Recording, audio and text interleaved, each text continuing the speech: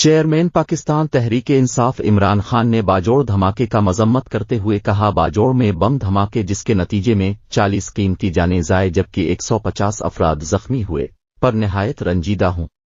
میری دعائیں اور ہمدردیاں متاثرہ خاندانوں کے ساتھ ہیں۔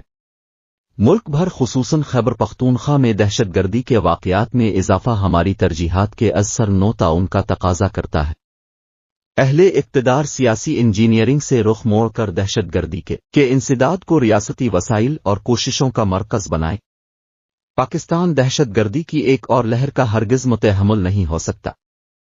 ٹویٹر پر ایک صارف نے مراد سعید کی پرانی ویڈیو شیئر کیے۔ وہ 8 مہینے سے میں آپ کے پیچھے پھر رہا تھا اور آپ لوگ بھاگ رہے تھے، لیکن جب آج لاشیں گری ہیں ہماری اور 100 سے زیادہ مرے ہیں تو اب لاشیں گرنے کے لیے تمام کیمرے پہنچ جاتے ہیں۔ میں آپ کی کلپنگ کرتا ہوں، لوگوں کے جنازوں کا انتظار مت کرو، جنازوں سے پہلے آواز اٹھاؤ۔ مراد سعید اپنے ویڈیو میں میڈیا والوں کو بتایا کہ جنازے اٹھنے کا انتظار نہ کریں، آواز اٹھائیں۔ صارف نے ساتھ میں یہ بھی لکھا کہ افسوس ہے کہ جس شخص نے سب سے زیادہ خیبر پختونخوا کے لوگوں کے لیے آواز اٹھائی ہماری ریاست اسی کے پیچھے پڑ گئی۔